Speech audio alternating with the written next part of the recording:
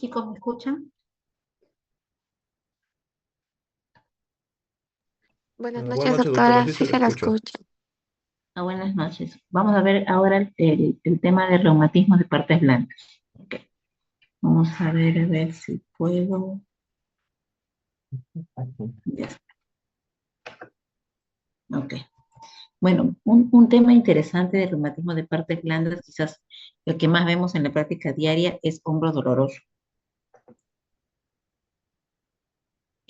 Para eso tenemos que saber que el hombro está compuesto de dos articulaciones, la glenohumeral y la acromioclavicular, y entre ellos va a existir muchos tendones y muchos ligamentos y parte muscular inclusive, ¿no? Por ejemplo, acá tenemos, y uno de las zonas musculares tendinosas más importantes lo va a componer el tendón del músculo supraespinoso que forma parte del manguito rotador. Aquí, por ejemplo, tenemos el músculo supraespinoso que está aquí, ¿no? Y su tendón, obviamente, que está componiendo lo que es el tendón el manguito de rotador. Acá tenemos del infraespinoso, ¿no? También del tendón del subescapular. Aquí también vemos nosotros, por ejemplo, ya el proceso coracoides, que también tiene una bursa subcoracoidea. Y vemos que este componente importante, tanto articular como tendinoso del hombro, lo hace proclive a que tenga algún proceso inflamatorio en algún momento. Acá se ve mejor la articulación acromioclavicular y la glenohumeral, son las dos. Vamos a ver acá la bursa subdeltoidea, que es una bursa que también con frecuencia se inflama, ¿no? Y vemos acá la tuberosidad mayor, perdón, tuberosidad mayor, que es también donde se coloca con mayor detalle cerca a una de las tuberosidades del húmero. Entonces, va a haber algunas maniobras que uno puede estar haciendo para poder evaluar eh, las zonas tendinosas o sea, las zonas de cada tendón, ¿no? En el hombro, ¿no? Hay algunas que se encargan principalmente de la flexión, ¿no? Otras que son de la rotación externa, como el supraespinoso, y las maniobras de diferente forma van a hacer producir dolor en aquel tendón que se encuentra inflamado. Es importante el estudio de imágenes en el tendón, porque nosotros podemos producir dolor en cualquiera de las maniobras, ya sea la flexión, la extensión, la rotación externa e interna, pero no sabemos si ese dolor es por inflamación puramente o puede haber un desgarro parcial. Entonces es importante la ecografía y la resonancia magnética, ¿no? Ahora, algo interesante en el hombro es que el impingement, que se define como pinzamiento en la zona articular, principalmente acromioclavicular, ¿no? Que va a producir finalmente la inflamación del manguito rotador, se tiene que evaluar usualmente con la flexión del brazo y en algunos momentos con la rotación externa.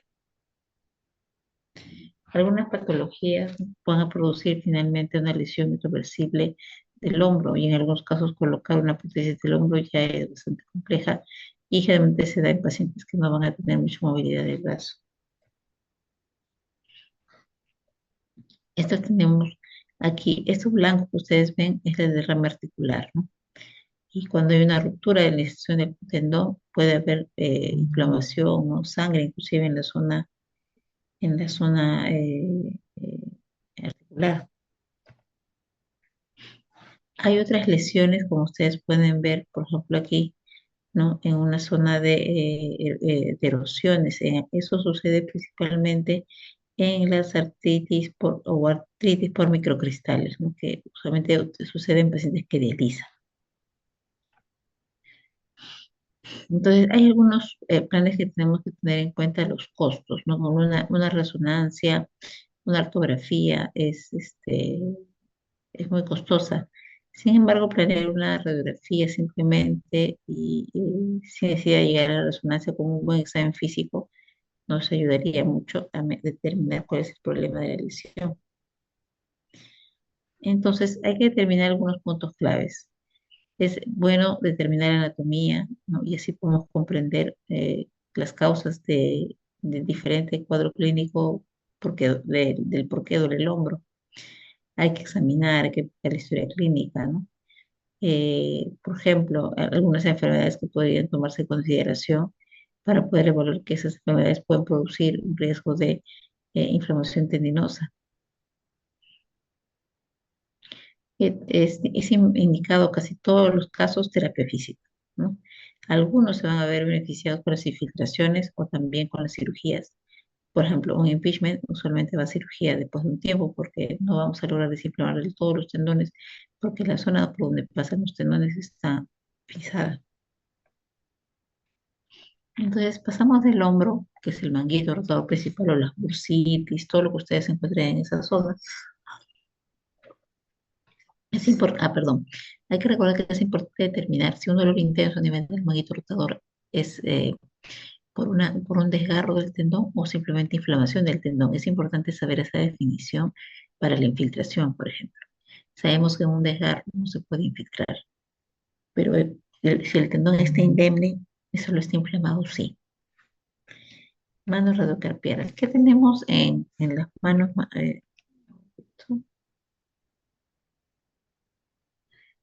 Ya está. Ay, perdón. ¿Qué tenemos en las manos de reumatismo de partes blandas no articulares? Por ejemplo, en la zona ventral tenemos el famoso túnel del carpo, que está con celeste. Luego tenemos eh,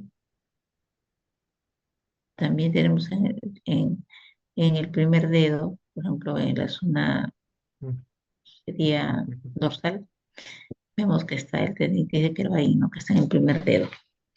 En la parte dorsal también de la muñeca se pueden plantar los gangliones, ¿no? Y en la parte ventral se puede, además de ver el síndrome de túnel carpal, algunas situaciones como la fractura de Harmat, ¿no? O alguna secuela de los ligamentos en el lado cubital. Síndrome de impacto lunar se llama, ¿no? Con dolor intenso en esa zona. El ganglión generalmente sucede en los casos de artrosis, ¿no? Y recuerde que el síndrome de túnel del carpo es la inflamación con la compresión del nervio mediano que va a producir en los pacientes adormecimiento, malestar, pérdida de fuerza en los casos graves, ¿no? En la zona del ganglión también puede haber tendinopatías extensoras, la enfermedad de Kienbock, ¿no? O la artritis de gota o inflamatoria también puede comenzar a producir algo ahí, pues estamos hablando de patologías no artríticas, ¿no? Ese es el ganglión, el que está primero, vamos a hacer ganglión, y cuando se hace la ecografía se encuentra ahí se halla el ganglión, ¿no? Y como referencia darse cuenta que eso no va a alterar la radiografía.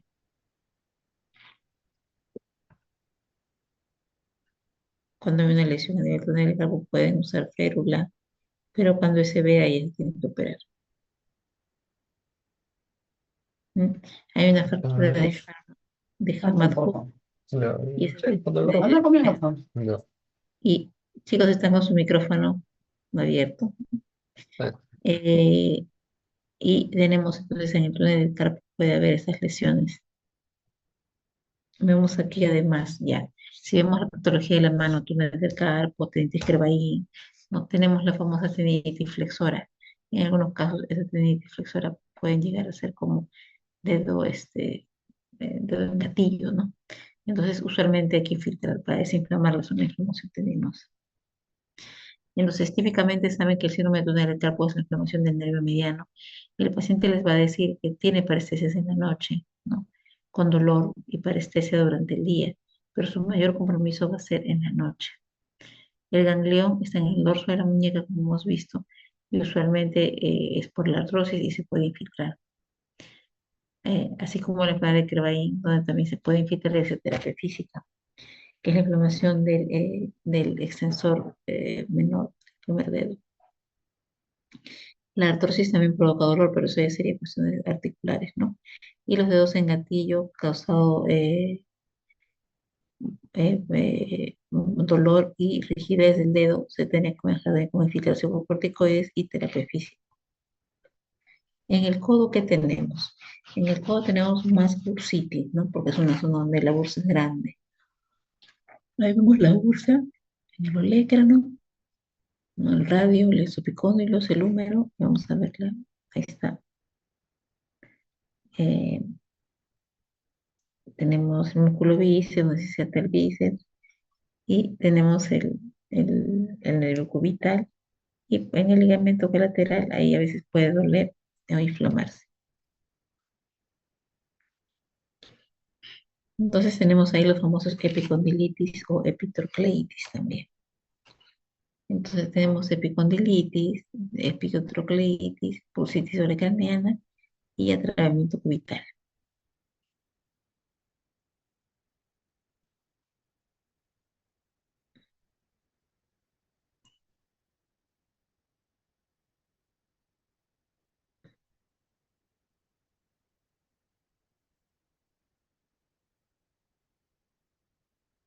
Epicondilosis, epitrocleitis, bursitis olecraniana y atravesamiento cubital son zonas muy importantes, o lesiones muy importantes en el codo.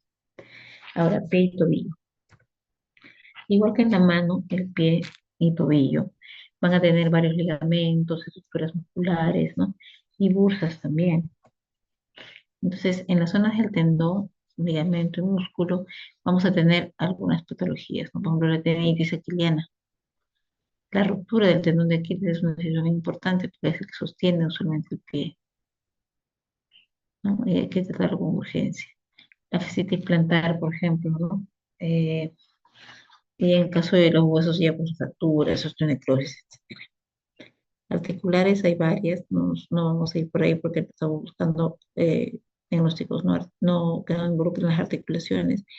También puede haber una compresión, síndrome de túnel tarsal, así como hay túnel carpal, hay túnel tarsal, y también puede haber un neurinoma de Morton, que es una de las cosas más importantes en este grupo. Acá tenemos la deformación en valgo, el Janus valgus, que tiene lo que en el mundo nos leemos Juanete.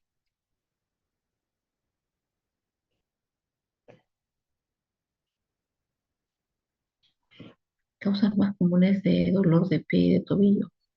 Si queremos retirar la parte articular, el Janus valgus, el neurinoma de Morton, la necrosis. Y cuando hablamos del medio pie, artritis sinovitis, y luego hablamos ya de las zonas donde puede haber la fractura por estrés o fascitis plantar, ¿no? En la zona del tobillo anterior va a haber sinovitis, artritis o impingement, pero ya en la zona posterior está el famoso tendinitis aquiliana.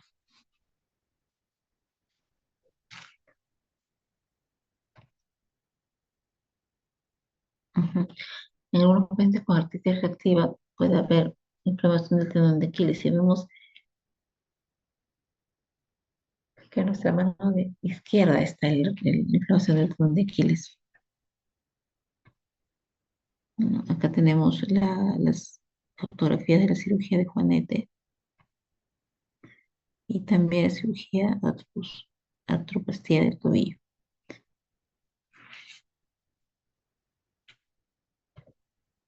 Entonces, el pitobillo tiene muchos síntomas, ¿no? Los síntomas están localizados por región anatómica, hay que hacer el diagnóstico diferencial, ¿no? Y además hay muchos procedimientos quirúrgicos que también se podrían usar en algunos casos con los pacientes. Ya, entonces vamos a regresar un poquito aquí.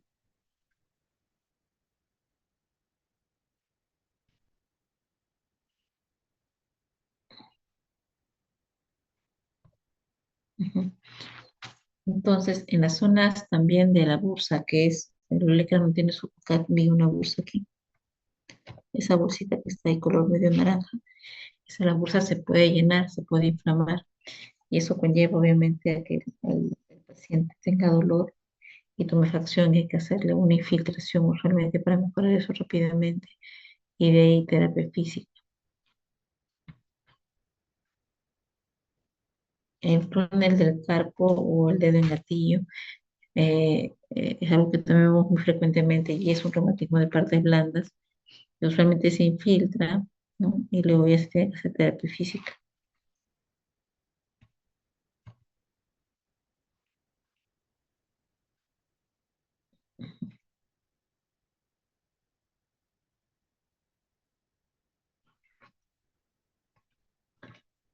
Entonces, y otro tema importante es la epicondilitis, la epitrocleitis, como ya les comenté, y la bursitis olecraniana. Entonces, ahí también se infiltra, ¿no? Se infiltra y se trata de mejorar con terapia física posteriormente para que no haya problemas.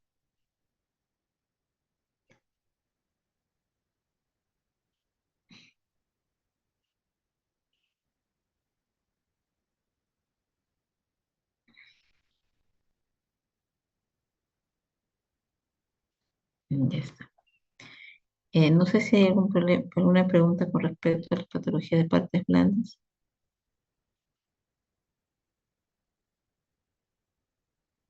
Me comentaron luego que también se podía hacer hoy día lo de vasculitis del miércoles.